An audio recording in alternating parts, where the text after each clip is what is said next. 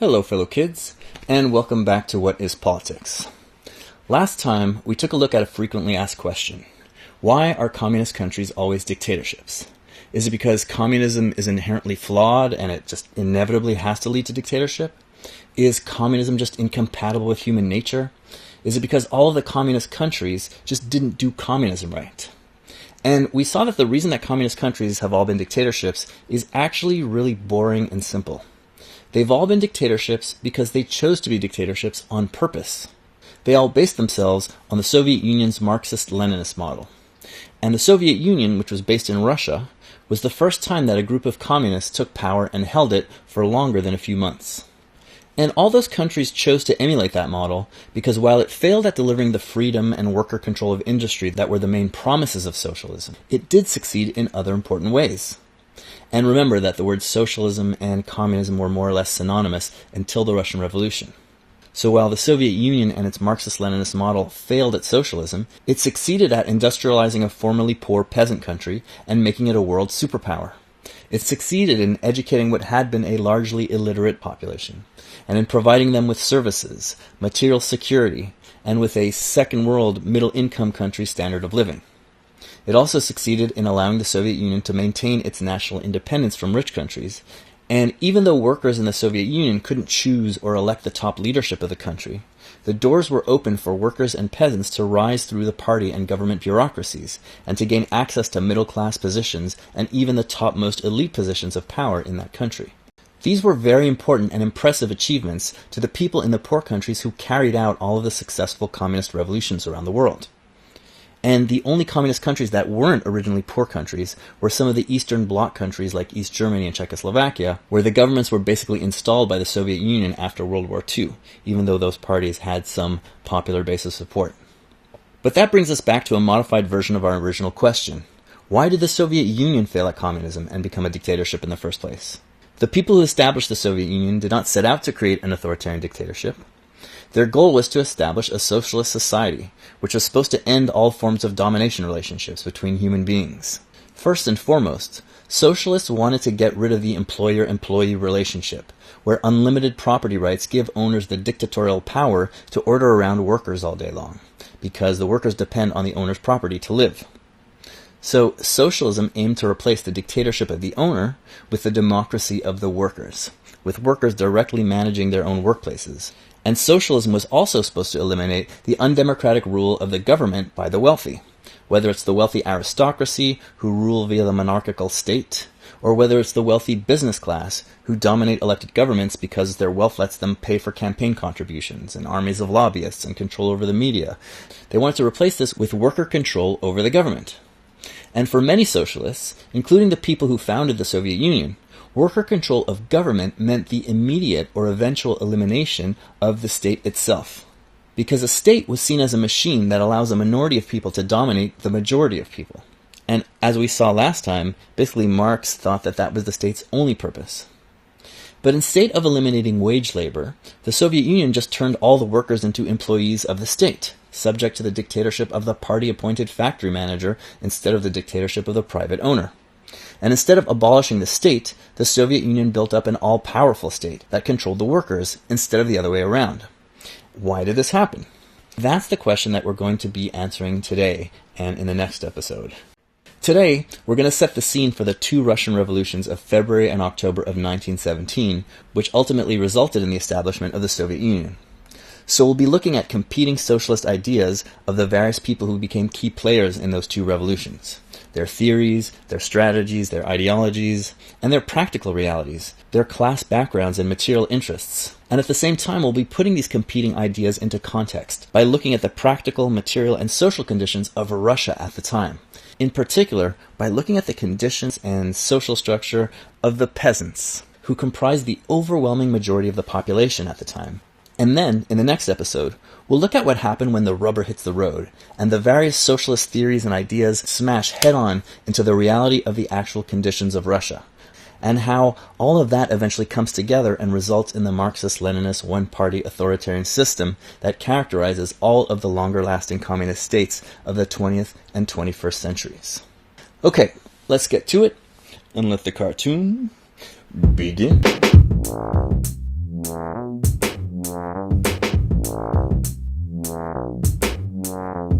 So, last time where we left off, we saw that Karl Marx and his followers, including Lenin and Trotsky and Stalin and all the other eventual leaders of the Russian Revolution, they all thought that socialism was not possible in poor countries with majority peasant populations, like Russia.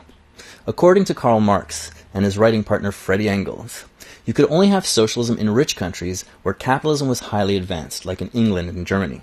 And the reasons were, first of all, because you needed capitalism to develop the advanced technologies and big factories and mass production that you needed for Marx's vision of high-tech socialism to be economically viable. And at the same time, capitalism takes a population made up largely of peasants or independent farmers and then puts them out of business and pushes them into the cities to become a giant mass of physically concentrated workers who don't own any property and who can barely make a living on the job market in very difficult conditions.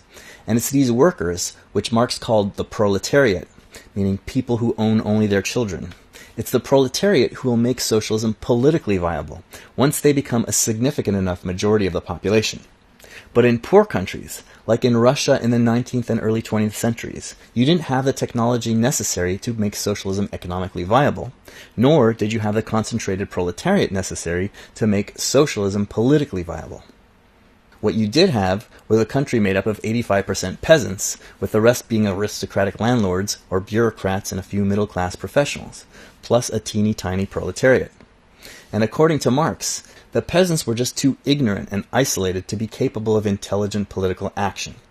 They were unable to imagine politics on a scale beyond their little isolated villages, and as property owners, they would be expected to think like little capitalist business owners. They'd want to protect private property against attempts to own and manage it communally.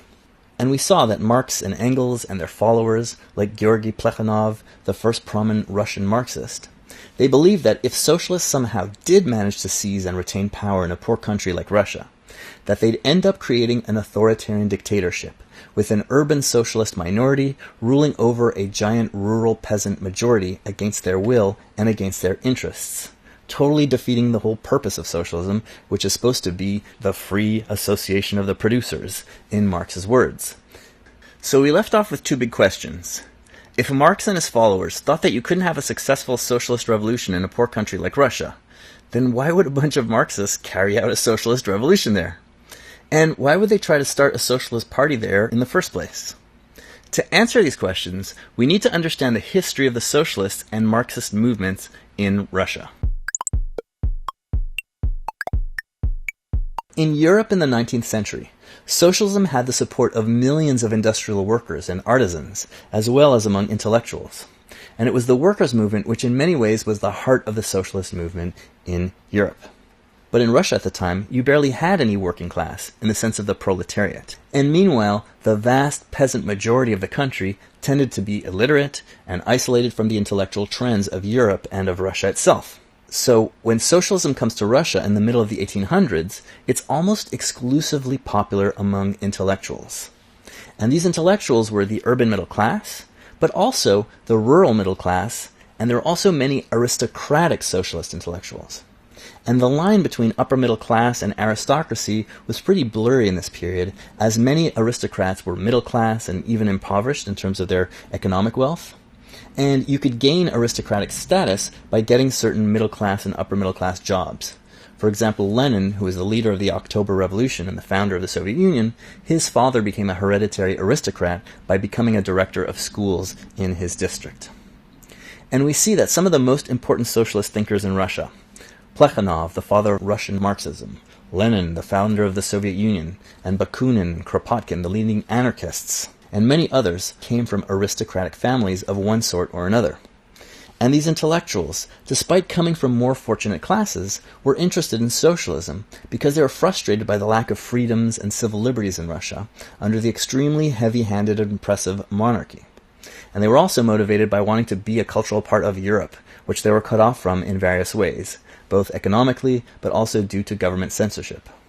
And the middle-class intellectuals in particular were frustrated by their inability to find advancement in the Tsarist bureaucracy. And the Tsar, of course, was the name for the Russian monarch, and the word Tsar comes from the Latin Caesar, just like the word Kaiser in German. And given how oppressive the Tsarist regime was, the feeling of hatred against the regime was really intense and widespread among all classes.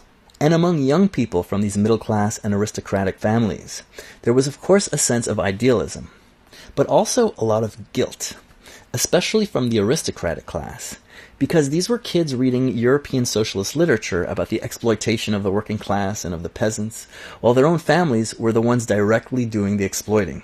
Plekhanov's family, for example, and like I said, Plekhanov was the first important Russian Marxist, his family literally owned serfs. And you'll notice that you have a lot of the same dynamics today in the United States. You have really expensive Ivy League schools, where many of the socialists and various supposedly radical types that you'll find there are actually rich kids and trust fund children, like everyone else in those schools, and they spend their college years reading about how horrible capitalism is, while their parents are all CEOs and corporate lawyers, and while they themselves are often in training to go work for those big corporations as lawyers or accountants or software developers or whatever it may be. Orlando Figes, author of the very long but very readable book, The People's Tragedy, tells us that, quote, "Guilt was the psychological inspiration of the revolution. Nearly all of these radical intellectuals were acutely conscious of their wealth and privilege. As children of noblemen brought up by serf domestics on the estate, many of them felt a special personal sense of guilt, since these little masters had usually been allowed to treat their serf nannies and, quote, uncles, whose job it had been to play with them, with cruel contempt." Unquote. And if you know any rich people today, you'll notice that a lot of their parents encourage their kids to treat their Filipina or Latina nannies who raise them like shit. Because the nannies are the ones who are raising their kids for them, and the parents don't want the kids to love the nanny more than the parents. And they're also training their kids to be little employers and landlords and CEOs. And you tend to be better at those jobs if you don't have a lot of empathy getting in the way, and if you can see your tenants and employees as being less deserving of wealth than you are. And Orlando Figes goes on in that section of the book to point out that 19th century Russian literature was, quote, "dominated by the theme of repentance for privilege," unquote. And he gives examples from Tolstoy and other important novels. Which rich college kid political trends from today does being obsessed with the sin of privilege remind you of? And Figes was writing in the 1990s, so he wasn't trying to make the connection with modern privilege discourse that's been popular over the last 10 years. But of course, just because you're a trust fund kid, or a literal prince, like the great anarchist thinker Pyotr Kropotkin was, that doesn't mean that you can't be a sincere socialist.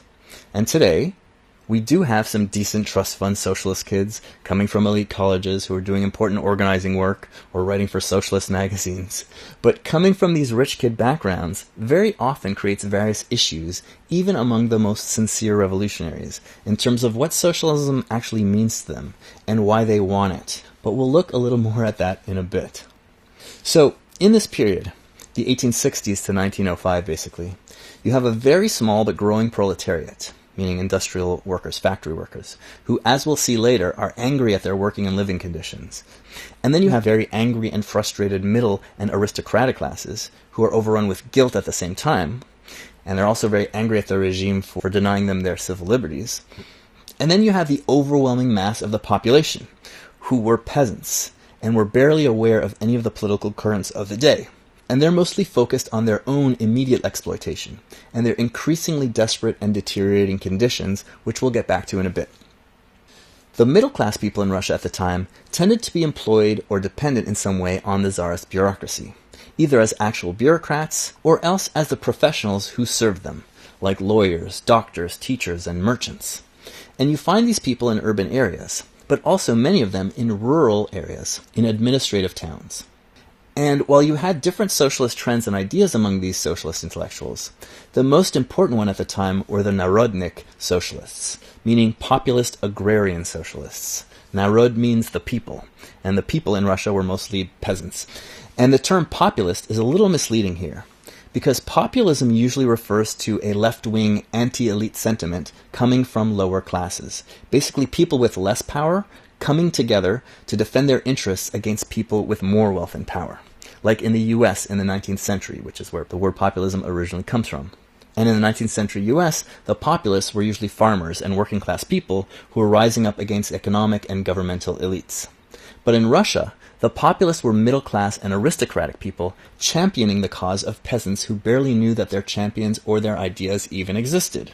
Now, the populists had a mishmash of ideas, but what they had in common was that they believed in a socialism based in liberty and representative democracy. And they shared an idealization of the peasants and peasant culture as the embodiment of the true ideals of Russia, but also as the material foundation for the future of socialism in Russia. In complete contrast to Marx and Engels' writings in that period, the Narodniks, the populists, very much believed that because of its peasant character, and especially the communistic nature of Russia's peasantry, which we'll talk about in a minute, that it's exactly that peasant nature of Russia which will propel Russia into socialism. And in their view, Russia would follow a very different path to development and to socialism than Europe had and would. Specifically, Russia would not have to go through the brutal capitalist industrialization phase that Europe had been undergoing for the past century, and that Marx and Engels and their followers insisted was essential to the foundation of socialism. Now, something very striking in this period is that even though Russia was overwhelmingly made up of peasants, and the core of the Narodnik agrarian populist ideology was based on the social structure and values of the Russian peasant, the Narodnik intellectuals didn't actually know very much about the peasants. Even though a lot of the Narodniks were rural intellectuals who lived geographically much closer to the peasants, they lived in rural administrative towns where they only socialized with other rural middle-class and wealthier people. The peasants didn't live in those towns, and the interactions that these middle-class intellectuals had with the peasants tended to be brief and superficial and on unequal terms. So they might be buying things from the peasants in markets, or interacting with the peasants as their clients, like when a peasant goes to see a doctor or has to register something at a bureaucratic office, or else extremely hierarchical class relationships with peasants as nannies and servants. The exception to this were some rural teachers who taught peasants, and they tended to have more of an in-depth relationship with their students and also their families. And so the ideas that the Narodnik populist intellectuals had about the peasant majority was often a bunch of stereotypes and fantasies that urban people have about peasants or indigenous people. And while many middle-class and rich people had negative stereotypes of peasants, as stupid, violent, drunken ignoramuses, these were populist socialist intellectuals, so their heads were full of positive stereotypes, or what I like to call liberal, unicorn, zoo animal fetish object stereotypes, which are positive, but they're also infantilizing and dehumanizing at the same time. Like you're treating people like they're magical fairy tale creatures. And you're thinking of them that way because you actually see them as a means to an end that benefits you. And of course, we see a lot of this today in our era of infantile rich kid identity politics. Like I have a friend who's a black musician, and she's always been interested in political causes. But she hasn't been involved that much in local activist community because when she would get invited to participate or speak at events, she would always be grossed out because the activist kids were treating her with this creepy, worshipful reverence for being a real live black person. Like, ooh, the wholly oppressed, BIPOC, let us defer all our opinions and judgments to you with our shameful privileges, unless you have opinions that diverge from our Bible of correct stereotype opinions that you're supposed to adhere to. So she never went back to that shit, and now she just does political music projects of her own design and direction. Anyhow, in 19th century Russia, the Narodniks imagined the peasants as hard-working, honest, noble, simple, inherently good and wise folk who embodied the spirit of true Russia. And as we'll see in a bit, this kind of fetish object worship can easily flip on a dime into actual hate and old-fashioned racism, when the objects of your worship don't fulfill the fantasy role that you set out for them. And it's not super surprising if you understand that those positive dehumanizing stereotypes fulfill the same function as racist negative stereotypes, because the ultimate object of both of these kind of stereotypes is to enhance your own power. And in this case, the peasants were seen as the ticket to socialism for the intellectual classes. And the populists had very good reason to believe that the peasants would help usher in the era of socialism in Russia. Most importantly, in Russia, unlike in most of Western Europe, the peasant wasn't the petit bourgeois, mom-and-pop capitalist landowner described in Marx's 18th Brumaire or his Capital. Most of the peasants of Russia were already real, actual communists living on communes. They regularly redistributed their plots of land equally. They shared various resources and did communal enterprises together. And they made communal decisions via patriarchal direct democracy in their communal assemblies. And this was the stuff that the intellectuals did know about the peasants. So, according to the Narodnik populists, if you had some peasant literacy and communications technology to connect the peasants to the urban culture and the urban intellectuals, and you had some improved agricultural techniques, you could build a socialist society of peasant communes, connected together by a democratic state, staffed by the intellectual class, of course. And so, given that the peasants were already communists, and that they were horribly exploited by the existing system, the Narodnik socialists, the populist socialists, believed that all the peasants needed was to be taught about socialism by the middle class and aristocratic socialist kids, and then they would surely rise up in revolt and conveniently do all the dangerous work of overthrowing the monarchy by force. After which, the middle class and aristocratic intellectuals would get to occupy most of the top positions in the new socialist government.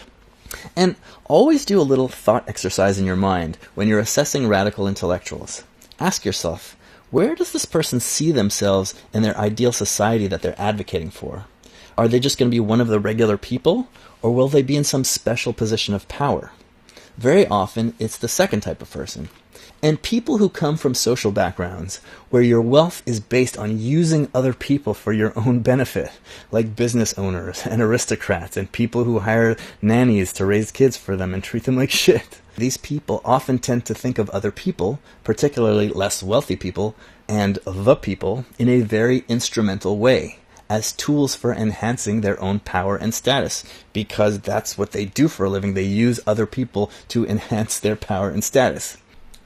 Anyhow, in order to make their vision of a peasant intellectual alliance towards socialism a reality, a movement developed among the populist socialists, particularly among the college kids, called the Going to the People movement, where the socialist kids would go out into rural peasant areas and try to convert the peasants to socialism. And they would also try to get them to rebel against the Tsarist monarchy. And this peaked during the summer school break of 1874, when thousands of college kids went to the people to preach gospels of socialism and to atone for their privileges and pay their dues by going to get jobs as farmhands and learning what the peasant lifestyle was all about. Now, going out and making contact with the vast majority of the population is exactly what you need to do if you want to change the society in a positive way. And it's really amazing to me how almost no one is doing this today. And as we'll see, there was every reason for the peasants to be very, very interested in socialism. So these Narodnik kids were 100% on the right track. However, like we just talked about, these kids knew very little about the peasants aside from their fantasy stereotypes and what they were reading in their popular novels. And as a result, many of them approached their going to the people task like a bunch of self-absorbed, idiotic rich kids. They would try to dress like peasants and talk and act like peasants. And part of it was just thinking that this would make the peasants somehow like them more, but part of it was also because pretending to be a peasant was cool, like when rich suburban kids today want to be poor black ghetto rappers without any of the poverty. So, imagine the equivalent today. Like some Harvard or Yale students whose parents make like $500,000 a year or $1 million a year, and they go out into the poor black and Latino areas surrounding their school. Because a lot of those Ivy League schools are right in the middle of poor neighborhoods. And they're like, hello, fellow N-words and Latinx. My rap name is MC Scroach. And my pronouns is they, them. But I also accept he, him pronouns and she, her pronouns. And as a fellow marginalized identity, I understand how hard it is to be black and oppressed.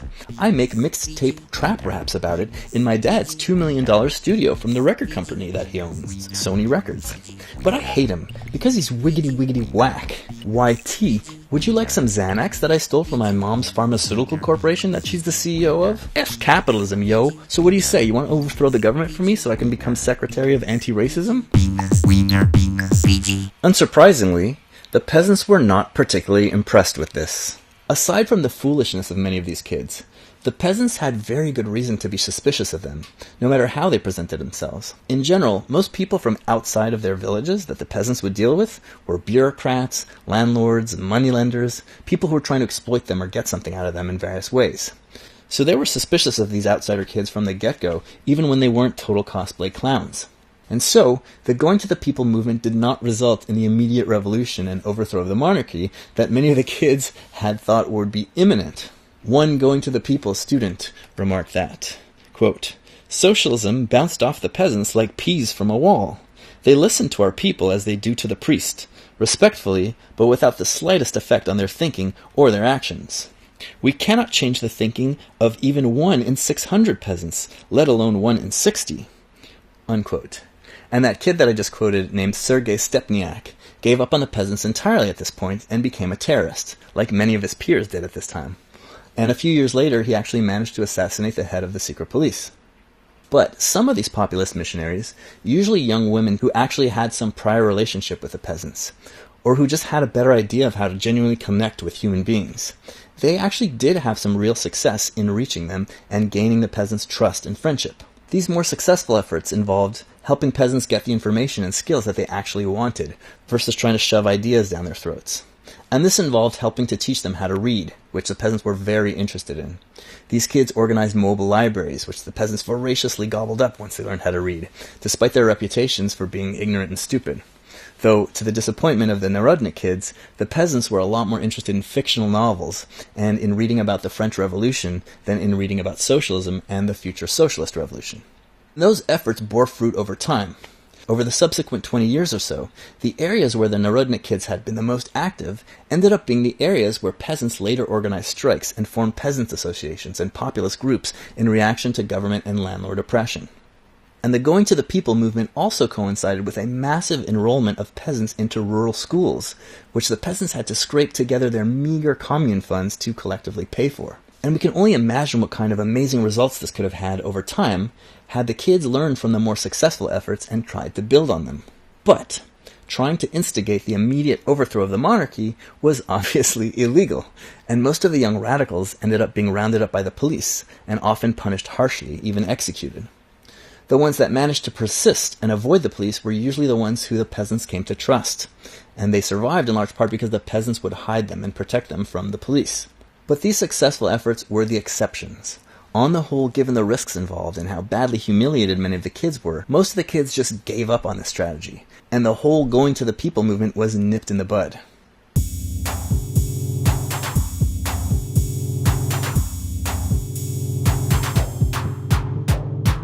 So, by the late 1870s, you end up with two major reactions to the defeat of the Going to the People movement. And these reactions end up forming the main strains of Russian socialism from that point on. On the one hand, you had a majority who continued to believe that the foundation for Russian socialism was going to be the Russian peasants and their communes. The lesson that these people learned from the failure of the Going to the People movement was that the peasants were just too oppressed to revolt on their own. So you had to overthrow the monarchy and liberate the peasants first, and then you could go ahead and establish a democratic republic and connect that with the peasant communes. And it was the intellectuals who were going to have to do this, instead of the peasants doing it for them. And many of these populist intellectuals turned to terrorism and other violent anti-government activity with that goal in mind. And they weren't the only ones doing terrorism. With no legal avenues to express themselves or to organize, terrorism was an extremely popular choice. More than 17,000 people were killed by terrorism in the last 20 years of the monarchy before the socialist revolutions. Even the Tsar got murked in 1881. And it wasn't just populists, it was anarchists and Blanquists and nihilists and all sorts of other frustrated intellectuals. And while there were some high-level assassinations, most of it just resulted in worse and worse government repression. Like Tsar Alexander II gets assassinated, and literally the same day his much more right-wing conservative son Alexander III takes power and ramps up the repression and reverses his dad's liberal reforms. The populist branch of socialism that wants a revolution to establish a socialist democratic republic based on peasant socialism becomes the Socialist Revolutionary Party, or the SRs. And not all of your SRs, socialist revolutionaries, were in favor of terrorism, but they all agreed that you needed a revolution to overthrow the monarchy and replace it with a democratic republic before you could move on to peasant-based socialism. Now, another group of socialists, particularly those Going to the People kids who got the most viciously rejected by the peasants, they learned a different lesson from the failure of their movement. And when rich kids and adults don't get their way, they often get really upset and have a big tantrum. So these former kids are now little adults. And they decided that the reason that they failed so badly was not because they were just inexperienced kids who didn't know what they were doing yet, or because they didn't put in the time and effort to get it right in difficult conditions. No. The reason that they failed was because the peasants were just too damn stupid and ignorant to know what's good for them.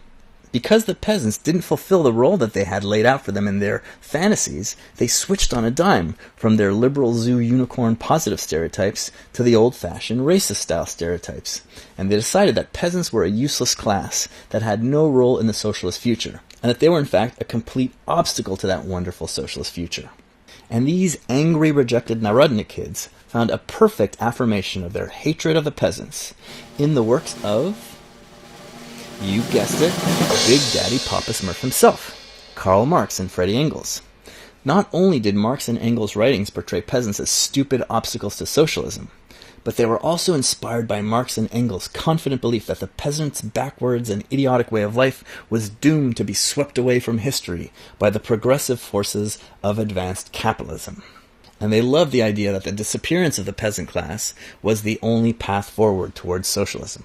And just like when Hillary Clinton's people blamed her election loss on the Russians and James Comey and racist, unemployed, pill-addicted Rust Belt workers whose lives Bill Clinton had destroyed with NAFTA, instead of blaming the Clintons and 40 years of Democrats and Republicans looting and pillaging all the gains that the American working classes had made since the New Deal, the Narodnik kids found in Marxism the perfect excuse to avoid having to look in the mirror for the source of their failure to connect with the peasants.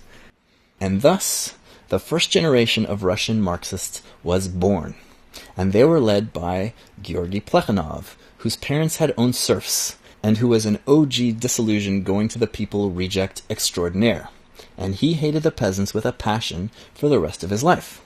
Although socialist activity was illegal in Russia, and texts promoting socialist activity were supposed to be censored, government censors considered Marx and Engels' work to be, quote, harmless abstract speculation, and as a result, most of Marx and Engels' work were allowed to be published freely in Russia and distributed. Marxism was kind of the postmodernism of its day. It was seen as non-threatening radicalism, and the authorities at first were quite comfortable with it versus the rabble-rousing populist socialism of the Narodniks, which they feared. And that might sound crazy given how radical Marx and Engels were, but you'll see what I mean in a few seconds. Very quickly, Marx and Engels' writing had a huge impact on the Russian intelligentsia, but not in ways that you might expect. Among the intellectuals who first became enamored with Marx, particularly after Capital Volume 1 was translated into Russian, it wasn't just the peasant-hating going-to-the-people rejects, but also the big pro-capitalist economists and the big wealthy industrialists. If you know Marx's writings, you know that Marx criticizes capitalism and wants it to end, but he also portrays it as a progressive force, until it's not. The capitalist methods are brutal and exploitative, but they generate innovations and major improvements in production of goods and agricultural techniques, and the business class which orchestrates these tends to favor civil liberties, which benefit everyone. Meanwhile, according to Marx, the economics of capitalism tear apart backwards social superstitions and conventions and old cultural hierarchies, and they force unproductive peasants to become productive proletarians or productive large-scale agricultural entrepreneurs. And of course, according to Marx's writings at the time, you can't get to socialism without going through capitalism first. So in Russia, which was still basically governed by a monarch with a quasi-feudal land-owning aristocracy, where capitalism was just getting started, the capitalists and liberal intellectuals were waving around Das Kapital, Marx and Engels' works, to show how progressive they were, and why you needed to let the business class pay low wages, and why you needed to resist the growing call for restrictions on factory labor hours and child labor, and the calls for safer working conditions and 8-hour days, etc. Whether you're a communist or a liberal, you'll never get those liberal values that the upper classes long for, nor will you get to socialism unless we have our phase of ruthless exploitative capitalism and its horrible labor practices. To quote Esther Kingston Mann from her book Lenin and the Problem of Peasant Socialism, quote, among academic economists and industrialists, there were those who found in Marx's Capital a source of powerful arguments for the brutally progressive virtues of free enterprise and long working hours. Moscow factory owners sponsored lectures on the Marxist proof that unfettered capitalist initiative represented a step forward in Russia's historical development. Unquote. And of course, Marx and Engels' work was also extremely critical of capitalism. So their work was also popular among the populist socialists that we've been talking about. For example, in 1870, when a Russian factory owner claimed that restrictions on child labor delayed the civilizational advances of capitalism, and that these would eventually benefit the factory workers, a populist Narodnik socialist refuted his arguments by using the descriptions of child labor that he got from Das Kapital. But where the Russian populist socialists appreciated Marx and Engels' analysis and critiques of capitalism, they were disgusted by Marx and Engels' attitudes towards the peasants. And they thought that the Marxist idea that you had to just sit on your ass and wait 100 years for capitalism to do its dirty work for you was both cruel and cowardly. So, for example, one Russian socialist, Pyotr Tkachev, who was a big influence on Lenin, he had a bitter debate with Engels about the possibility of socialism in Russia. And Tkachev was just horrified at what he considered to be Engels' heartless and cowardly insistence that Russia would just have to be stuck with all of the evils and horrors of capitalism for the next century or so. And to quote Tkachev, "This does not disturb them," them meaning the Marxists. "They will just wait. They do not lack patience. The people's grief, the people's tears, they are not their grief, their tears. Why should they compromise themselves in risky enterprises?" Meaning revolutionary activity. "They want to act only when it is a sure thing. But it is impossible to act now and to be certain. We, all the revolutionaries, understand this very well, and they, the Marxists, understand it better than we. But we are not afraid of the risk. Neither we nor the people have anything to regret, anything to lose."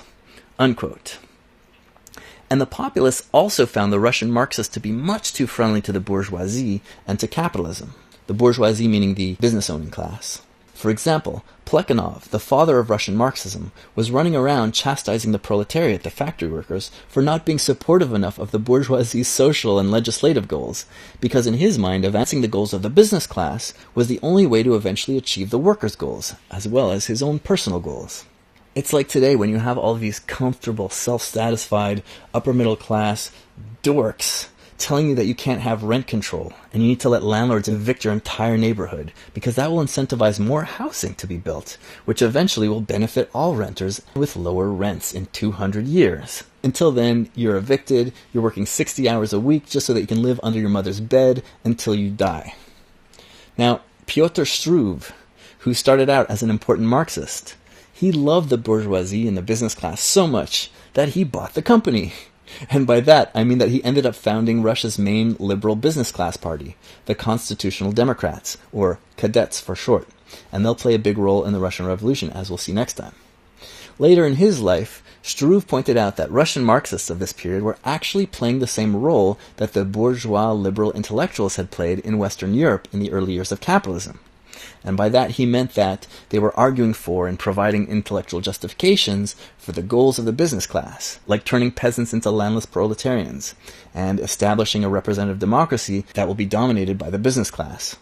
And Struve pointed out that, in general, the Marxists in Russia were much more interested in attacking the people who defended the peasants and their communes than they were in attacking the business class.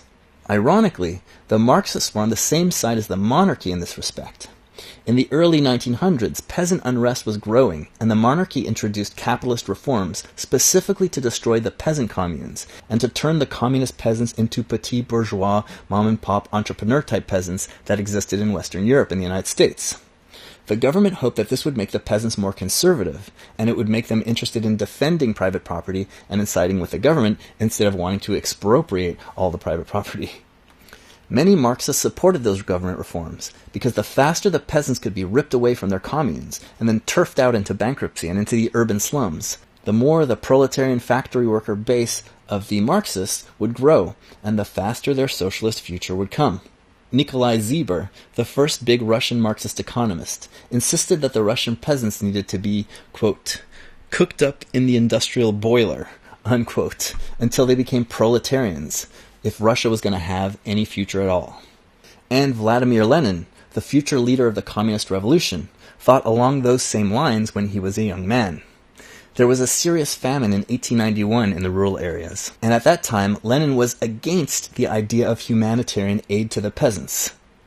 Why was the future leader of Third World Communist Revolution against helping peasants avoid starvation?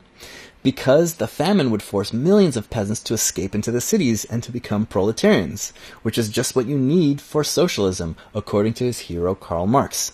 And if you help the peasants not starve to death, and if you help them remain on their communist communes, then you're just slowing down the forward march of progress towards communism.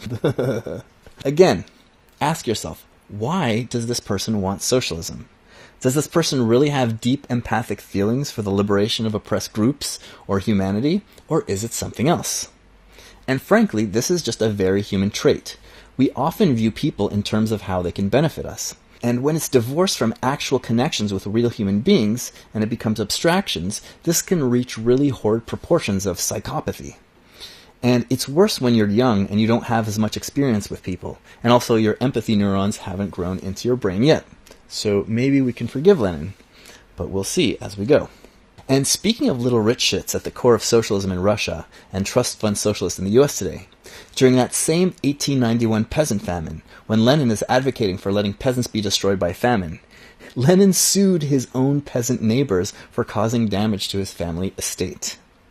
Meanwhile, he'd be writing scathing articles against gentry capitalism, while all of his income was from rents and interest derived from the sale of his mother's estate. So at this time, late 19th century, you have the populist socialists sharply criticizing the Marxists for being cheerleaders of the business class, and cheerleaders of capitalism, and cheerleaders for the inhumane destruction of the peasants and their communist communes. In 1898, the Marxists decided to organize, and they formed a political party called the Russian Social Democratic Labor Party, which is what most socialist parties in most countries at the time were called. Social Democratic Party or Social Democratic Labor Party. And this all brings us back to one of our big questions that we asked at the beginning. If Karl Marx and the Marxists in general didn't believe that you could have socialism in a peasant country like Russia, then why on earth would you start a Marxist Social Democratic Labor Party in Russia to begin with?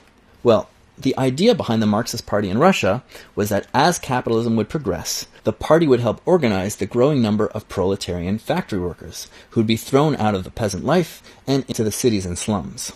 The party would help organize them into unions and help them organize to overthrow the Tsar together with the business class.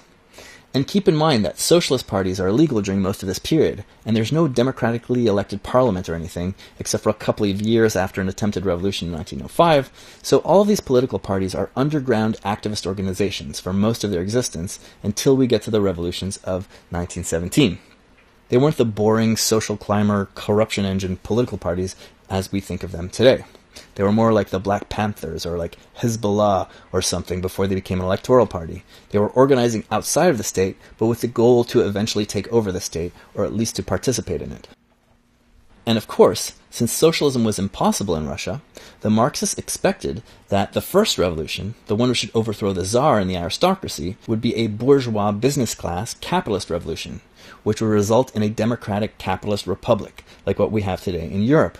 And the socialists could then be a legitimate legal political party with nice jobs in the legislature, representing the factory workers and advancing their rights and advocating for them to have the best possible conditions that laborers could have in capitalism: an 8-hour workday, the right to unionize, an end to child labor, rights for women, etc. And then, after 100 years or so, when the factory workers would be a large enough majority and capitalist industry had expanded enough, the party would lead the workers through another revolution, this time in order to usher in socialism. Unsurprisingly, given their ideology, the Marxists had very little support outside of the big urban areas. And the support that they did have was limited mostly to intellectuals, but also the small but growing number of proletarian factory workers.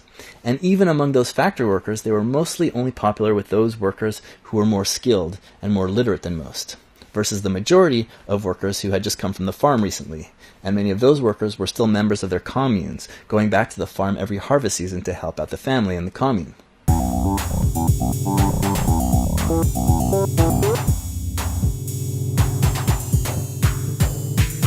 Now, at the same time as you had populism, which was the vast majority of the socialist movement, and Marxism, which was a small minority, you also had an anarchist movement in Russia. And like we went over last time, the anarchists were socialists who believed that you absolutely needed to abolish the state from the get-go for any kind of real socialism to happen. For the anarchists, the state is not a neutral tool that can be good or bad depending on who's running it. It's an institution which can only exist to prop up the ruling class, whether that class be the monarchy, the capitalists, or the socialist intellectuals.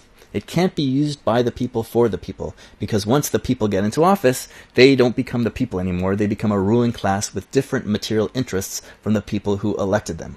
And the anarchists saw all political parties, whether the Marxists or the socialist revolutionaries, as mainly vehicles for middle-class and aristocratic intellectuals to advance their own interests in the name of the people, whether those people be the peasants in the case of the populist socialist revolutionaries, or whether it be the proletarians in the case of the Marxist social democrats. The peasants and the proletariat are the horses that will ride the socialist intellectuals onto their iron throne or ergonomic chair or whatever. And in this sense, the anarchists were more Marxist than Marx himself. And what I mean by that is that Marx was very keen to identify different classes of people as behaving according to their material interests.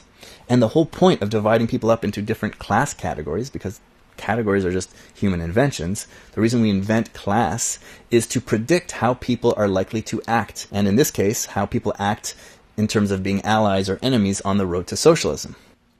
Yet Marx had this huge blind spot when it came to the idea that intellectuals or state representatives might have different material interests from the people that they claim to represent. And last time I quoted Bakunin's famous predictions about this. And next time we'll see how this blind spot in Marxism expands to galactic proportions when we get to Marx's Russian followers in the period of and after the Russian Revolution. Now, where Marx and his followers felt like their socialism was unique in that it had science and the supposed laws of history behind it, and Engels obnoxiously called Marxism scientific socialism.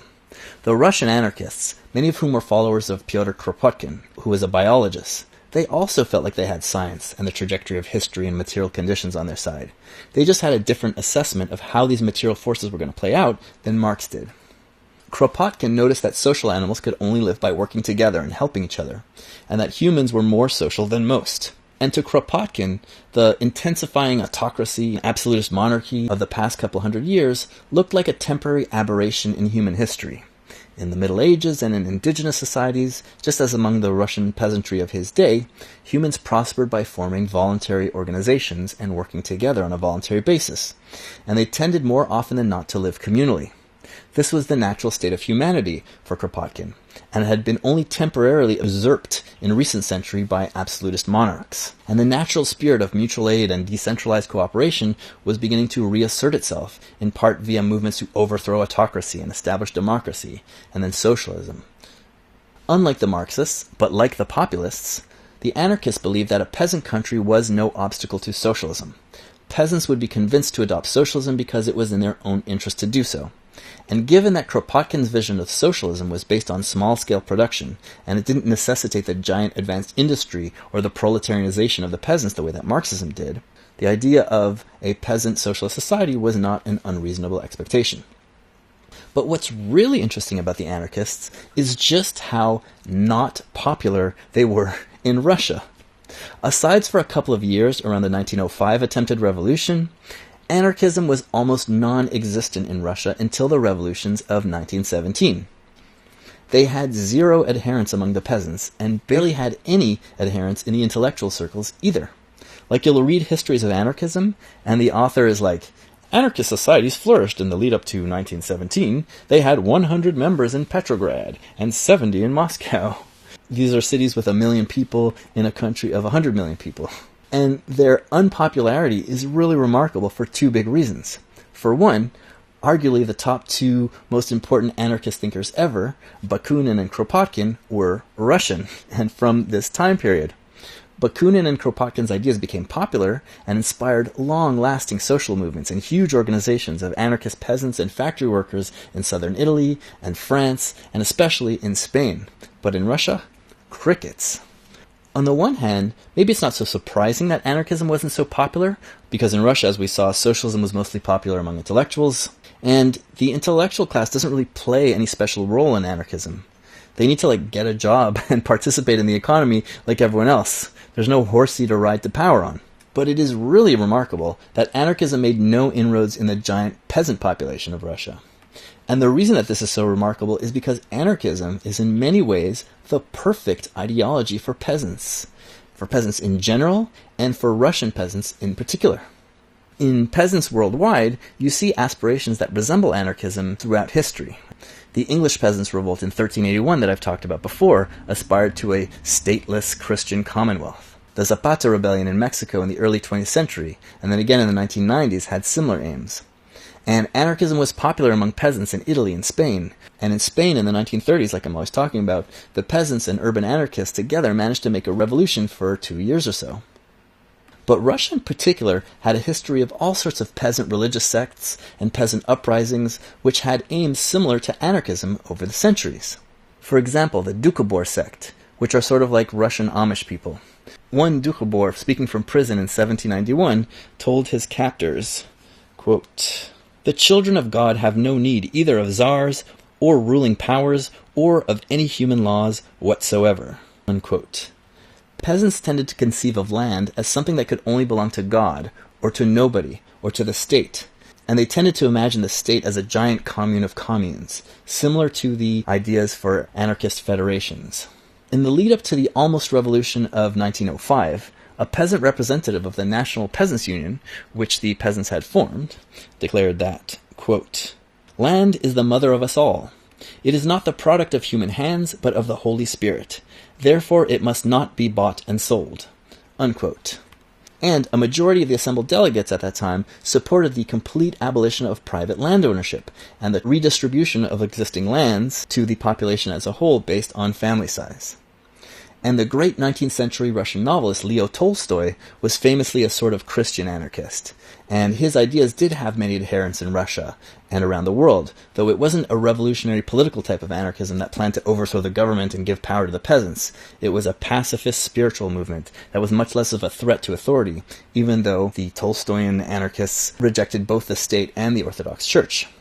According to Paul Avrich, one of the leading historians of anarchism, quote, "Leo Tolstoy and his followers began to form anarchistic groups during the 1880s in Tula, Orel, and Samara provinces, and in the city of Moscow.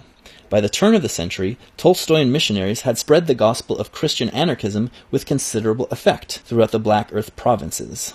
Unquote. And this is the exact same revolutionary period that we're talking about with the populist socialists and the Marxists. Yet, despite all of this, Avrich continues, quote, "Notwithstanding this rich legacy left by the peasant revolts, the religious sects and the Tolstoyan groups, the Petroshevtsi and the Slavophiles and Alexander Herzen, no revolutionary anarchist movement arose in Russia before the 20th century, not even in the heyday of Bakunin during the late 1860s and early 1870s. Unquote. And we see that when anarchism does come to the Russian Empire, its most powerful impact is among peasants from the south of Ukraine, and some of the urban workers and sailors in Moscow and St. Petersburg, but not among the giant majority of Central Russian peasants who believe in all of these anarchist ideas. And that is an incredible failure of the anarchist movement. Now, to understand why anarchism is such a natural fit for peasants around the world, and to understand why socialist anarchism never got anywhere in Russia, we need to understand a bit about who peasants are in general, and who the Russian peasants were in particular at this time. And then we also need to understand who the Russian anarchists were in contrast.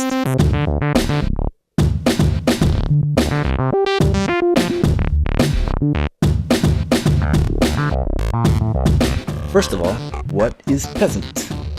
A peasant is a lot like an indigenous subsistence farmer, and peasants and indigenous subsistence farmers have a lot in common. They're small communities of people who live from their agricultural labor. But there are two main things that separate them. First of all, what makes a peasant and not an indigenous subsistence farmer has nothing to do with the color of their skin or their ethnicity. The difference is that the peasant community has been conquered by a more powerful force, and then they get exploited by that force. Where the indigenous farmer works to provide food for their family and their community and their cultural and religious activities, and often for trade, the peasant has to do all of those things, but also has to give a significant portion of their produce to the conquering power. And these conquering powers usually organize themselves into states, precisely in order to effectively maintain their relations of exploitation and domination over the peasants. That's the whole point for why a lot of early states formed in the first place. The classic example of an early state is when a group of nomadic pastoralist raiders would conquer local farmers. Pastoralists are nomadic people who live from their animal herds, like Mongolians with their horses, or the Nuer with their cattle, or the Bedouin with their camels. And pastoralists are usually great warriors, because they have to constantly defend their herds from other pastoralists who are trying to steal their animals. And they're constantly trying to steal animals from their neighbors also to increase their own herds. And they're good at conquering peasants because the peasants are just stuck on their plots of land, while the pastoralists are nomadic and free to go anywhere with grasses to graze. So pastoralists often have this warrior ethic, and peasants often have this peaceful humility ethic, because they just can't really be effective fighters. And they hate violence because violence is usually just them getting their asses whooped. Whereas pastoralists love violence because it's usually them whooping other people's asses. Now, when pastoralists unite together into large groups, and they often do so under a great religious leader who can unite the fractious warring tribes, like think of Muhammad or King David or Genghis Khan, well, then the pastoralists become a fearsome conquering army. And they often figure out that instead of living a precarious life doing pastoralism plus agriculture, it's a lot easier for them to just conquer a bunch of sedentary farmers who are stuck in one place all year and then just live from the peasants' labor. So once they unite, they can end up conquering vast territories of helpless subsistence farmers very easily.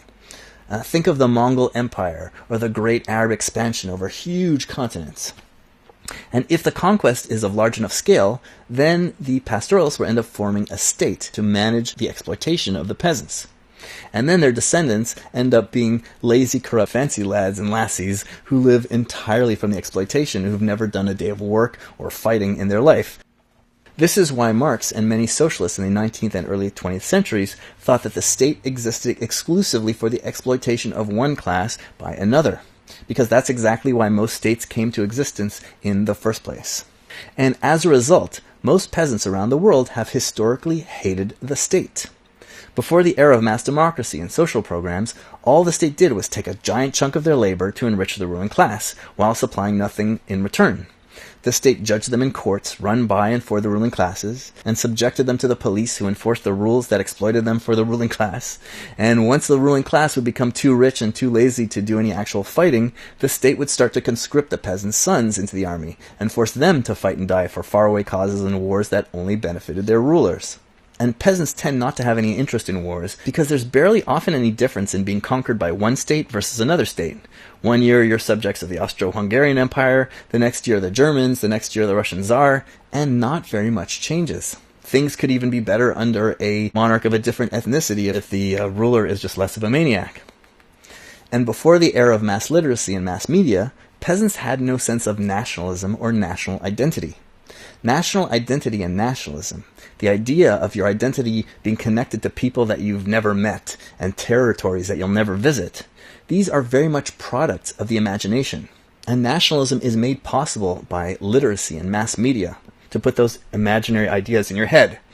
In the 19th century, that was newspapers and novels. And that's why nationalism started out as an urban phenomenon, promoted by ruling classes who aspire to control and unite larger territories under their rule. Today we're plugged into mass media all day long, which expands our social horizons in real and fictional ways, and we get our identities from media and live half of our lives as part of real and imagined communities. But the world of the historic pre-democracy peasant was limited to the real world, plus their religions and gossip, and their real world tended to be very small. They'd be stuck on a plot of land and spend most of their lives in the same village, aside from some festivals and some markets, without much information going back and forth between them and the outside world, aside from gossip and some conversations that they might have at those special festivals and special occasions. As a result, their collective identity was often just identifying with their own village or their own commune, in opposition to other villages and other communes. They had like village nationalism. So the peasants had a very local collective identity. And the only time they would meet outsiders besides at festivals and markets was people like landlords and tax collectors, or if they got conscripted into a war, or if they were forced to work part of the year in an urban factory. And that brings us to the other great division between peasants and indigenous agriculturalists, and that is religion. Indigenous subsistence farmers usually have their own belief system and religion, which is adapted to their social and environmental worlds and their local indigenous social hierarchies or lack of hierarchies, but peasants are usually subject to the religion of the ruling class, which is a broader ruling class. Like indigenous farmers might be subjected to the ideas of their ruling class, but their ruling class is part of their community. In the peasant world, the ruling class is part of the outsider state. Via religion, the peasants are culturally integrated into the broader hierarchy of the exploitation state. But peasants don't just accept the religion that's handed to them by the elite clergy and the ruling class. Religion and ideology have to make sense and fit within the material and practical conditions of people's lives in order for them to take it seriously long term. So, peasant versions of religions will often be a really interesting mix of the official state religion, transformed by their own previous indigenous customs and their own value system. It's called syncretism in anthropology. And the word pagan, or paganus in Latin, means a person from the country. In the first centuries of the Christian expansion, the true Christian religion was thought to exist in the cities and in the monasteries, and the peasants were seen as impure corruptors of the religion. Religion in states was always a tool of empire, but by empire it was the rule of the state over the peasant. And among peasants where there are no traces of the indigenous religion left, like in 19th century Russia, you'll have very distinct peasant versions of the religion, which makes it fit in with their peasant values, which are derived from their everyday lives and their economic life. So like when we looked at the English peasants of 1381, we saw that although the peasants were devout Christians, their version of Christian values were in total opposition to the state's version. The state religion placed the king above the nobility, who were above the peasants, and that was seen as the natural order of the world. But the peasants at that time understood the Bible in a way that rejected the nobility and saw them as parasites and as ungodly people who don't do any work. When Adam delved and Eve span, who was then a gentleman? Was the common refrain. Meaning when Adam plowed the fields and Eve spun yarns, there were no social classes, no nobility. Everyone worked for a living to support themselves as equals. But while the English peasants rejected the nobility, whom they knew from experience to be parasites, they still revered the king, who they didn't have any actual contact with, and who was just this figure of imagination that they could fill up with any of their ideals that they wanted to. And so they saw him as legitimately appointed by God and as a sort of religious leader. And we saw how that belief ended up destroying the peasants' revolt in the end.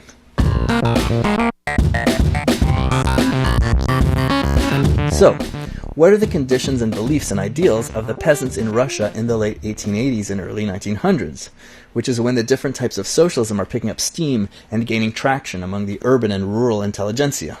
In terms of beliefs, most of the peasants of Russia had that sort of natural Christian quasi-anarchism that we saw with the peasants of 1381. They believed that landlords and moneylenders and police and bureaucrats and aristocrats and private land ownership should not exist.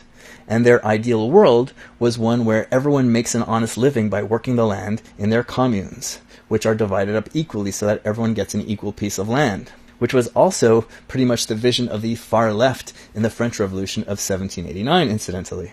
And you'd also have craftspeople trading in markets for things that they need and that they couldn't produce locally. And they believed that decision-making should be communal and democratic, though it would also be patriarchal. And their idea for Russia as a whole is that it would be one giant commune of communes, and the federal government would be like one big direct democratic peasant assembly. The only major ways that peasant ideology differed from the general ideas of anarchist socialism was the patriarchy, and that the peasants were deeply religious, and they thought that the Tsar was their little father, appointed by God to be a sort of non-authoritarian symbolic embodiment of all their values. And patriarchy and monarchy sound incompatible with anarchism, and they are, but we'll see later that when the Tsar and church don't act according to the peasants' values, the peasants were very quick to ditch both of them. And surprisingly, we'll see later that when the peasants started forming revolutionary assemblies, they often insisted on women's right to vote and other women's rights. In terms of social structure, like I mentioned earlier, the peasants lived on communes, which had communal property, but also private property for specific families, though care was taken to make sure that each plot was always equal, and the lines were always redrawn to make sure that never changed. To quote from the sociologist of peasants, Theodor Shanin, from his book Late Marx, quote, "Each household held unconditionally only a small plot of land, i.e. house and garden plus its livestock and equipment. The use of arable land was assigned to a family on a long-term basis by its commune. The meadows were reassigned annually and often worked collectively. The pastures and forest were in common use. Many vital services were run collectively by the commune, a village shepherd, the local guards, the welfare of the orphans, and often a school, a church, a mill, etc. An assembly of heads of the households controlled and represented communal interests, decided about the services, elected its own officers, and collected its informal taxes or dues. The assembly also periodically redivided the arable lands in accordance with some egalitarian principle, usually in relation to the changing size of the families involved." Unquote. There was some economic inequality on the communes, and the Marxists tried to make a lot of this in order to argue that peasants were little capitalists at heart and that the commune wasn't really communist. But this inequality was almost entirely a factor of which part of their life cycle a peasant's family was in. When an adult son got married and had children, the commune would give him a small plot of land, and they would be poor relative to the rest of the commune. But as the kids grew up and contributed to the economy, they gained more land and more wealth, and they'd be rich relative to the commune, until it was time to divide their land again, and the kids got married. And if you had more kids doing more productive labor, you'd be more rich, but then you'd end up being poor later, as there would be more divisions of land. So, from generation to generation, the poorest families became the richest ones, and vice versa. Even though peasants participated in and were in favor of the market economy, there was no way for great wealth inequality to build because of the mechanics of the commune system. It kept redistributing the wealth, and thereby eliminating the worst aspects of the market economy and keeping all of its benefits. There were some families who employed wage labor, but it wasn't the richest families, which is what the Marxists thought. It was people whose kids had gone to war, or working-age kids had become sick, or died, or had to leave the village to look for work, so they needed help to do basic work in order to survive. And usually wage labor was temporary labor. The only people who employed wage labor for profit were aristocratic landowners or entrepreneurs. Economic inequality existed between communes, and that was mostly a result of geography. And aside from peasants who were closer to the urban centers, most of Russia's peasants were extremely poor, and their conditions were getting worse and worse. Russia was a huge empire with different geographies and therefore different conditions in different places. But for the vast majority of the ethnically Russian peasants of this period, there was an extreme and increasingly worse land shortage and overpopulation crisis. I didn't see this indicated in any of the stuff that I've been reading, but I would imagine that this crisis was in part related to medical advancements of the 19th century, which were reducing infant mortality and changing demographics across Europe at the time. Whatever the reason, you just had too many peasants and not enough land, and specifically not enough land to support people according to the extremely primitive agricultural techniques that the peasants were still using at the time, and they were way behind other parts of the world. Ironically, this land shortage was made worse by the end of serfdom, which happened in Russia by royal decree in 1861. And it's always the case when you get liberation from above rather than from below, that freedom from serfdom was almost as bad as serfdom itself, or maybe even worse, as the emancipated peasants were forced to compensate their poor boo-boo landlords for the loss of their lands, even though the landlords had been basically stealing from the peasants for centuries. And those compensation payments were either huge, massive amounts of cash, often double what the land was actually worth on the market, and this often left the tenant in debt to the landlord for life, or else the payment would be made in the form of giving the landlord a big chunk of the land which you had formerly used to feed yourself. And what the peasant had left over for himself wasn't enough to survive on, so of course they had to borrow from moneylenders in order to survive. And their former landlords, who had plenty of cash sloshing around, were happy to start new careers as moneylenders. So you still had almost the same exact dependence and exploitation relationship after emancipation as you had before. As a result of this new debt serfdom, each administrative region had a small number of moneylenders and merchants who took advantage of the peasants' desperation to exploit them even further. Merchants would buy the peasants' grain cheap in the fall when the peasants needed to pay their taxes and debt obligations. And then they would sell back to the peasants the exact same grain for double the price in spring when the peasants ran out of grain that they needed to feed themselves with. And the peasants called this class of vampire squid moneylenders and merchants the kulaks, meaning closed fists, ruthless money grubbers. And as the overpopulation crisis increased, the moneylenders and merchants became more and more ruthless, causing more and more peasants to have to give up their land as payment and then go off to look for work as hired help for peasant families or landlord families, or more often to the cities and the factories. And once you lost your connection to your commune, you couldn't just go establish yourself somewhere else. Basically, you lost your entire social network and your financial support, and you were completely adrift and subject to the whims of the labor market. And as a result of all this, the peasants were increasingly ready to revolt. And their number one desire was to take their land back from the parasite aristocratic landlords, and also from the church, and to redistribute it equally amongst themselves. So in terms of their social structure, their desperate material conditions, and their belief system, the peasants were just perfect material for some kind of revolutionary socialism, and especially some kind of libertarian, anti-authoritarian, anti-state socialism, aka anarchism. Now, in 1905, you have what's called the Revolution of 1905, which wasn't really a revolution because the monarchy remained firmly in place by the end of it, but for a couple of years the monarchy allowed a democratically elected parliament to operate. And during that sort of revolution, peasant unrest played the main role, and the peasants started self-organizing and connected with the urban and rural socialist intellectuals, which very much scared the shit out of the rural aristocracy and also the monarchy.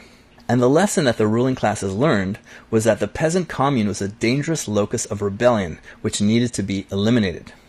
And so the prime minister at the time, Stolypin, introduced a bunch of reforms which we call the Stolypin reforms. And these were aimed at doing just that, destroying the peasant commune. And the idea was to incentivize the peasants to break up their communes into independent family farms, like in Western Europe. And then the market forces would turn the communist peasants into petit bourgeois, mom-and-pop small entrepreneurs who would be concerned with increasing their wealth and protecting their private property instead of with having solidarity with their neighbors and trying to form peasant brigades and armies to take land away from the landlords by armed rebellion.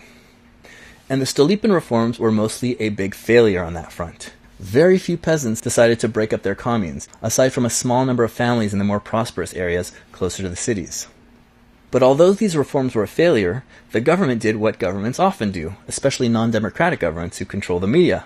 They lied. The press would regularly report about how these wonderful modernizing reforms were turning stupid, backwards communist peasants into smart, savvy, industrious little capitalist entrepreneurs. And this had a really terrible effect on these socialist intellectuals that we'll see, because the intellectuals tended to believe this propaganda. So back to the anarchists. How is it that anarchism never took off among the peasants, despite how well suited anarchism was to peasant ideology and peasant discontent and peasant social structure? The number one reason is that anarchists, like all the other socialists, were generally urban people or rural intelligentsia from the administrative towns, and the anarchists just never put in any serious effort to actually go out and connect to the peasants. There was no going to the people anarchist movement, at least not a socialist anarchist movement. There was the Christian Tolstoyists. In Spain, where you had anarchist missionaries going from village to village preaching their ideas, you ended up with a huge anarchist movement, and even an anarchist revolution in the 1930s. But in Russia, the closest you got to the peasants was some rural intelligentsia circle jerks on Kropotkin's estate.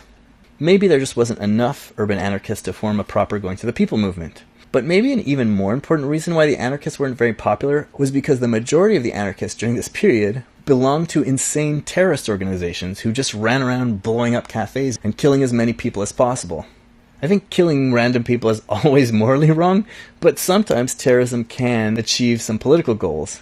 But in this case, none of it accomplished anything except for attracting more and more psychos to the movement and increasing government repression and helping the media around the world associate free socialism and anarchism with mindless murders and terrorism.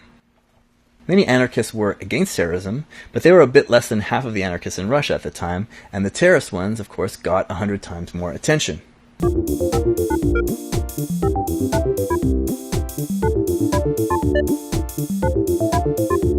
The anarchists are not really important on the Russian scene until we get to the Russian Revolution itself. So let's get back to the Marxists, who are the ones who lead the revolution and who do take power. As we've seen, the Marxists at this point are so busy having their heads up their asses and mindlessly following Marx's writing like a bunch of brain-dead cult losers that they are completely oblivious to the socialist potential of this giant mass of angry, desperate peasant communists staring them straight in the face.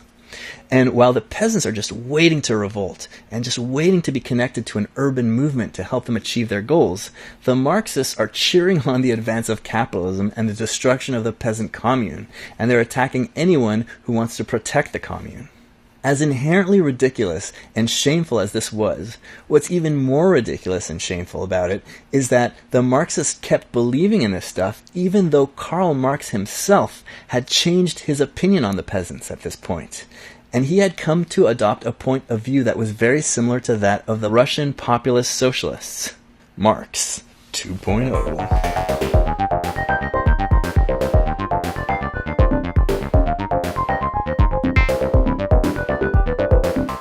Around 1870, the time of the Paris Commune, Marx became acquainted with the work of Nikolai Danielson, a Russian socialist who had translated Das Kapital into Russian. And Danielson had been compiling the latest statistics and quantitative data about the Russian peasants that had previously not been available. Marx was so interested in this, and in the idea that these communes could be a potential alternative path to socialism, that he learned how to read and write Russian just so that he could read the relevant literature on the subject firsthand. He became pen pals with Danielson and corresponded with him extensively for the rest of his life. Marx accumulated a library of over 200 Russian-language books, and Marx theorized extensively about the Commune and its implications for an alternative path to socialism in Russia, and he wrote about it in his voluminous notes. In the first edition of Capital Volume 1, which was published in 1867, Marx shits on people for defending the Russian peasant commune. But in the 1873 second edition, he deleted those parts where he's shitting on those people, and instead he flips it around and starts critiquing the class interest and motivations of those socialists who critiqued the Russian commune. Theodor Shanin, the sociologist of peasantry, writes about Marx's shift on the issue of peasants in his book Late Marx. Quote, Marx came to see the decline of the peasant commune in Western Europe, because peasants in Western Europe had been living in similar types of communes before the industrial era. So he came to see the decline of the peasant commune in Western Europe, quote, not as a law of social sciences, not as a spontaneous economic process, but as the result of an assault on the majority of the people which could and should be fought. The main limitation of the rural commune, i.e. their isolation, could be overcome by the popular insurrection and the consequent supplementing of the state by assemblies elected by the communes, and economic and administrative bodies serving their own interests. That is, peasants running their own affairs within and as a part of the socialist society. Moreover, that may make some chiefly peasant countries, quoting Marx, supreme in that sense to the societies where capitalism rules. That is indeed why the Western precedent would prove here nothing at all. Unquote. In other words, Marx not only thought that peasant socialism was possible, but he thought that it might be a better bet than socialism in advanced industrial countries. In 1872, Marx told Danielson that he planned to devote a whole section of Capital Volume 3 to the topic of Russian property. But unfortunately, Marx never ended up publishing anything on the issue besides a short preface to the 1882 edition of the Communist Manifesto. And that passage itself is rather reserved. Quote, now the question is, can the Russian commune, a form of primeval common ownership of land, pass directly to the higher form of communist common ownership? Or must it first pass through the same process of dissolution, such as constitutes the historical evolution of the West? The only answer to that possible today is this. If the Russian Revolution becomes the signal for a proletarian revolution in the West, the present Russian common ownership of land may serve as the starting point for a communist development. Unquote. In other words, if events in Russia, like the overthrow of the monarchy, inspire revolution in the West, then the communist West can help Russia build socialism on a peasant economy. It's hard to know why Marx never wrote anything on the subject, despite devoting so much time and energy learning and thinking about it. But although he wrote 30,000 pages of notes from 1871 until his death in 1883, he barely published anything at all on any subject, aside from various letters. The reasons for his relative silence in the last phase of his life are subject to some debate, and there are some interesting theories on this for another time. But when it comes to the potential for peasant socialism, I get the sense from reading some of his correspondence on the subject, and from the manifesto preface that I just read, that Marx was afraid to be too bold, and that he kept toning down his more enthusiastic thoughts. He was shifting a lot of opinions on a lot of things in this era, and quietly backtracking on some of the brash, self-confident positions that he'd been taking for much of his life. So maybe he lost a little of his nerve, and was a little afraid to contradict himself too obviously. For example, in 1881, Marx had corresponded with a young Russian Marxist and disciple of Plekhanov named Vera Zasilich. Zasilich asks Marx if there's any hope of socialism in Russia without having to go through an extended capitalist phase. Quote, the personal destiny of our revolutionary socialists depends on what you have to say on this question. Either this rural commune is capable of developing along the socialist path. In this case, the revolutionary socialist must sacrifice all his strength to the liberation of the commune and to its development. If, on the contrary, the commune is doomed to perish, and here she's talking about the Russian Marxist point of view, there remains nothing for the socialist as such to do, but devote himself to more or less arbitrary calculations in order to learn in how many decades the land of the Russian peasant will pass out of his hands and into those of the bourgeoisie. In how many centuries, perhaps, capitalism will reach in Russia the development it has attained in Western Europe. They will then have to conduct propaganda only among the workers of the towns, who will be continually swamped in the mass of peasants, who, as a result of the dissolution of the commune, will be thrown onto the streets of the big cities in search of hire. In recent times, we often hear it said that the rural commune is an archaic form, which history, scientific socialism, in a word, everything that is beyond dispute, has condemned to doom. The people who preach this call themselves your preeminent disciples, Marxists. Their strongest argument is often, Marx says so, unquote.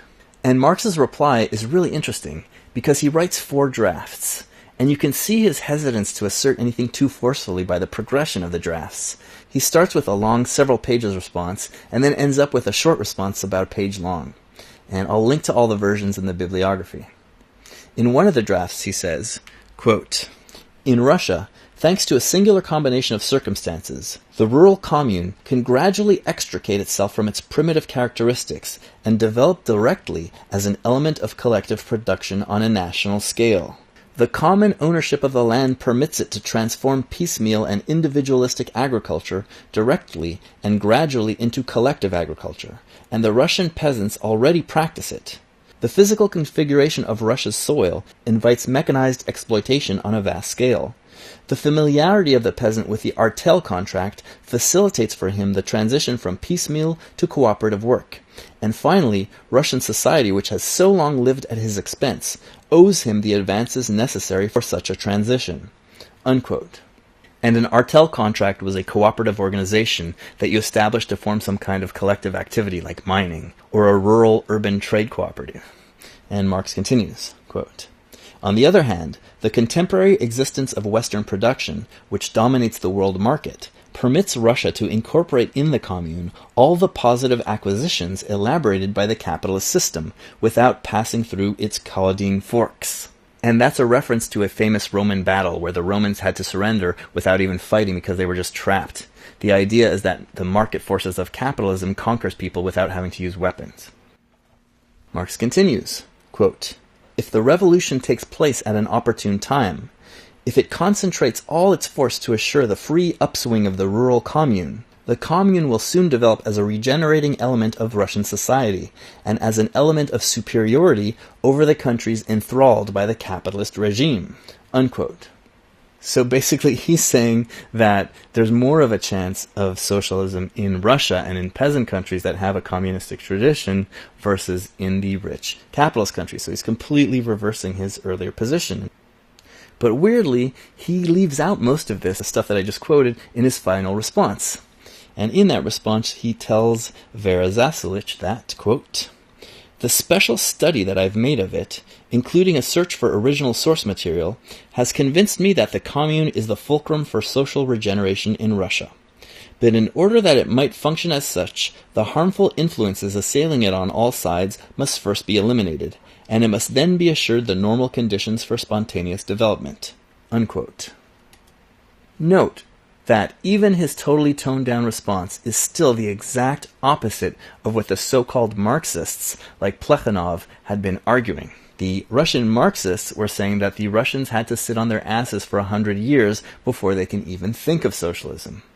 And it was during this period, and in reaction to the mindless followship of the Plekhanov types, that Marx famously quipped, "I am not a Marxist." According to Esther Kingston Mann, Marx advised his Russian admirers to carry out their own economic investigations of the Russian scene instead of relying on Capital, his book, or on the lessons of England's experience.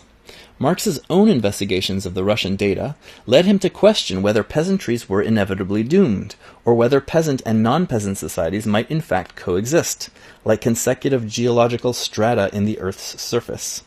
Like many of Russia's leading professional economists and statisticians, Marx had become an agnostic rather than a true believer in the unique historical mission of the bourgeoisie in the modern world. Unquote. And elsewhere Marx points out that, quote, the English system is completely incapable of fulfilling the conditions on which the development of Russia's agriculture depends. Unquote. So, Marx is basically telling his Russian followers that the European road to socialism is not compatible with Russia's material conditions, and that he sees a lot of potential for socialism in Russia to be based on the peasant commune, but that his followers should make efforts to find out what they can learn for themselves about all of this so that they can develop their own appropriate strategies based on the realities of the situation and not on Marx's books, which are about Europe 100 years before. And in general, the idea that you should go learn about a situation before you take major earth-shattering action is probably the best advice that you can give. But instead of doing that, instead of following Marx's own instructions, Marx's Russian followers just ignored him. The peasant-hating Plekhanov made sure that none of Marx's correspondence on the subject was published in Russia. In Theodor Shenin's words, quote, already in Marx's own generation, there were Marxists who knew better than Marx what Marxism is, and were prepared to censor him on the sly for his own sake. Unquote. Now, as a result of all of his ideas on Russian peasant socialism being censored by his supposed followers in Russia, the young generation of up-and-coming Marxists, including Vladimir Lenin and Leon Trotsky and Stalin and the rest of the future leaders of the Russian Revolution that we'll talk a lot about next time, none of them ever learn about Marx's change of opinion on peasant socialism, and they never take the time to investigate the issue in depth.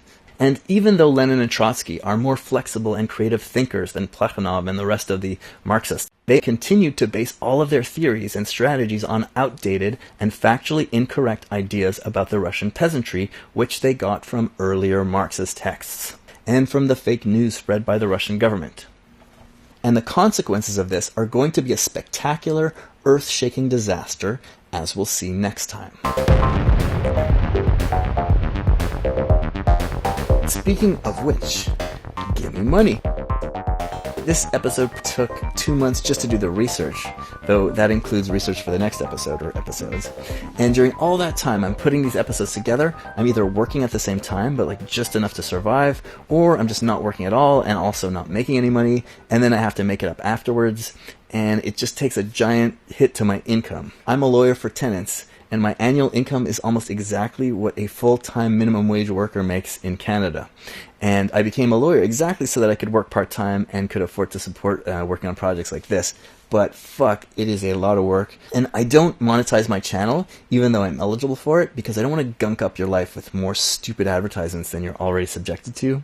And I don't do paywalled content, because that defeats the whole purpose of doing a show geared at spreading knowledge and skills. And some VPN company started asking me to sponsor them, and I will not be doing anything like that, because that's ridiculous, given what this show is. So your subscriptions are not purchasing a commodity, they are solidarity donations, because you're someone who can afford it and you want the show to keep going and you want me to keep going. There are options in the show notes to do per episode donations or one-time donations or monthly donations if you don't mind the fact that sometimes it takes me 3 months to put out an episode. And honestly, before I blast away 3 more months of my life and pissing off all of my family and friends by ignoring them for all that time and then almost totally going bankrupt, I think I'm going to do a couple of easier, lower effort, but also more fun episodes so that I can get a little more money and grow my audience before diving back into this like deep research insanity, because I just cannot sustain this level of intensity of work for so many months at a time while also having a job, while remaining moderately sane for basically no money. I make about $1,200 US per episode. Patreon takes like 200 of that, and this episode took 4 months to do. If you want to do a deep dive into the stuff I talked about today, and I recommend you do because it's really, really interesting, and it probably contradicts a lot of what you've heard before, so don't take my word for it, there's a link to the bibliography for this episode in the show notes and the video notes. And please like and subscribe, and also review the show on Apple Music. Those ratings and reviews are really important for the evil algorithm, which makes the show pop up more readily on searches. And contact me with any corrections or suggestions or comments at worldwidescroats@gmail.com, or comment on the YouTubes. And until next time, see ya!